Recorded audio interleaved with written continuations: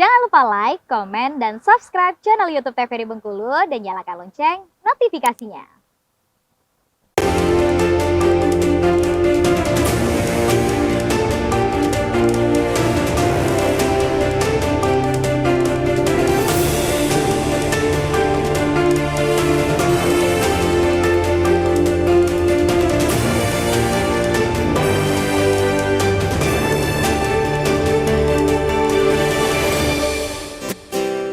Baik, kembali pemirsa di Berndo TVRI Bengkulu untuk kebersamaan kita kali ini tentunya dengan tema kita mengenai pencapaian perumahan rakyat tahun 2023 bersama dengan dua orang narasumber kita. Yang pertama ada Bapak Yayat Suyarna dan juga ada Bapak Rahman tentunya. Kita berbincang kembali dengan dua narasumber kali ini. Kita ke Pak Yayat dulu nih ya. Nah, untuk pertanyaannya mungkin mengenai yang namanya apa sih yang harus kita tanyakan terlebih dahulu kalau kita ingin mengambil rumah? Mungkin ada kriteria yang wajib pemirsa tahu tentunya yang akan menjadi pengalaman mereka tentunya. Silakan Pak. Ya, baik, terima kasih Pak Fahmi. Untuk apa yang harus ditanyakan ketika kita ingin mengambil rumah, biasanya dari sisi lokasi tadi yang disampaikan. Kemudian dari sisi pendapatan, dari sisi pendapatan, kemudian juga dari sisi daripada si pengembangnya, track recordnya seperti apa, itu sih. Pengembangnya penting ya? Pengembangnya penting, historinya seperti apa, karena supaya kita nyaman untuk mengambil rumah tersebut, karena kan rumah sendiri itu bukan jangka waktunya setahun 2 tahun. Betul. Ada yang memang dia menjadi hunian selamanya kan, untuk untuk berkepanjangan deh seperti itu. Nah, artinya kalau untuk lokasi sendiri kita perlu ditanyakan lokasinya seperti apa. Apakah itu merupakan di daerah pemukiman dan lain sebagainya. Kemudian memang dari sisi pendapatan dari kita sendiri, sebenarnya dari awal kita sudah bisa memperhitungkan apakah kita memang bisa dapat kreditnya atau fasilitas pembiayaan dari banknya atau enggak. Dengan cara seperti apa? Karena untuk pembiayaannya sendiri itu diambil sepertiga biasanya, sepertiga dari dari penghasilan, tetapi dengan mempertimbangkan maksimal penghasilan yang diakomodir oleh pemerintah, yaitu 8 juta kalau untuk joint income. Nah, kalau untuk single income sendiri itu di 7 juta. Nah, artinya dari situ sudah kita bisa hitungkan, oh iya saya dapat atau tidak. Dengan biasanya dikurangi daripada kewajiban lainnya. Ya, misalkan ada kewajiban cicilan motor, kemudian ada juga cicilan home credit dan lain sebagainya. Itu salah satu memang indikator biasanya perhitungan daripada si banknya sendiri. Nah, juga mohon sangat diperhatikan daripada kolektibilitasnya. Kolektibilitas dari si slik tadi, BI checking tadi, slik OJK kalau dalam hal ini. Itu perlu diperhatikan apakah kita ada sangkutan kewajiban yang lain atau tidak, karena itu harus bersih dulu ya. Betul, harus clear dulu gitu.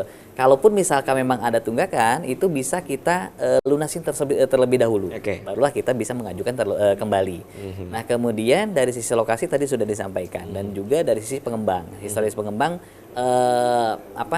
bisa dipertanyakan ke bank tersebut. Dalam hal ini BTN, karena memang kita bisa dibilang fokus pada KPR atau pembiayaan perumahan, selaras dengan jargon kita, ingat rumah, ingat BTN. Biasanya seperti itu. Nah, untuk pengembang sendiri banyak di Bengkulu? Pengembang sendiri kita ada beberapa asosiasi tergabung, itu kurang lebih di 100 pengembang lebih. Wih, luar biasa ya, di Bengkulu udah banyak sekali pengembang yang berjamur ya kan. Nah, ke Pak Rahman nih, untuk rumah yang bersubsidi apakah boleh direnovasi? Nah, ini kan pertanyaannya karena banyak banget nih, kita udah beli rumah nih, takut nih ini rumah bersubsidi nggak boleh direnovasi nih, boleh atau nggak nih Pak? Nah, memang itu pertanyaan yang sering muncul daripada pembeli rumah ini. Memang kalau dilihat dari aturan PUPR-nya sendiri, dari kementerian itu, kita boleh merubah bentuk rumah itu secara aturannya itu 5 tahun. Oh, setelah 5 tahun? Ya, memindah tangan kan, merubah bentuk. Mungkin pertimbangan pemerintah Artinya kan kalau kita tadi dikatakan masyarakat berpenghasilan rendah, artinya begitu beli itu nggak mungkin untuk langsung merenovasi. Betul, ininya Nah, ya, logikanya. ya, logikanya kan artinya kan penghasilan kita sekarang di state misalnya di 3 juta, nggak mungkin dalam waktu setahun menjadi sekian juta kan, sehingga langsung bisa merenovasi rumah. Itu yang nanti kalau kita melanggar daripada ketentuan yang ditetapkan pemerintah, itu kalau ada istilahnya sampel atau dari PUPR itu bisa dicabut terkait dengan pemberian suku bunga subsidinya. Oh gitu. Ya, jadi suku bunga subsidi itu dicabut kalau rumahnya tuh nggak ditempatin. Oke. Nah, nggak ditempatin. Yang kedua merubah bentuk. Yang ketiga sebelum jangka waktu juga nggak boleh dipindah tangankan itu. Walaupun disewakan pun juga secara teorinya nggak boleh. Artinya kita kalau disewakan nggak butuh rumah. Oh iya benar. Itu dari asumsi daripada kementerian. Artinya kan ketika kita sebenarnya kan disewa kita berpenghasilan beli rumah itu artinya kita butuh dan akan kita tempatin, bukan untuk kita sewakan. Bukan untuk investasi. Nah, itu yang kadang menjadi faktor penting juga bagi para pembeli rumah untuk memperhatikan hal, karena di PK pun dicantumkan di perjanjian kredit tidak boleh ini pindah tangan ke selama 5 tahun, tidak boleh dirubah. Itu tadi mungkin asumsi dari pemerintah bahwa orang ini benar-benar layak, tepatlah dalam hal mendapatkan perumahan subsidi. Kenapa? Karena suku bunganya 5% itu ditanggung pemerintah selama masa kredit. Sementara kalau kita suku bunga non subsidi itu suku bunganya rata-rata itu 12-13%. Artinya sebenarnya kurang lebih hampir 8%. Itu lumayan untuk pinjaman. Iya, betul. Ya kan? Nah, artinya ini supaya tepat sasaran. Itu sih kalau saya lihat. Kenapa diatur pemerintah sedemikian detail terkait dengan persyaratan untuk mendapatkan rumah dan apa yang harus dilakukan setelah dia mendapatkan rumah tersebut. Oke, baik. Untuk KPN sendiri mungkin ada konsumen yang nakal seperti itu, Pak? Udah pernah kejadian hal yang seperti itu yang belum 5 tahun rumahnya udah direnovasi dan lain sebagainya? Mungkin kalau di lapangan mungkin renovasi secara besar enggak, tapi sifatnya mungkin bangunnya itu semi permanen. Istilahnya nambah plafon, nambah dapur yang kecil, mungkin itu masih menjadi hal-hal yang wajar mungkin ya. Yang enggak wajar tuh ketika mungkin dibuatnya tingkat atau langsung habis tanah itu 120 dibangun semua. Nah, itu yang mungkin menjadi perhatian tersendiri lah. Betul sekali ya. Kalau di lapangan mungkin dari sebanyak rumah mungkin ada karena kan kita nggak mungkin memantau setelah akad itu kan kita nggak melihat ke situ lagi.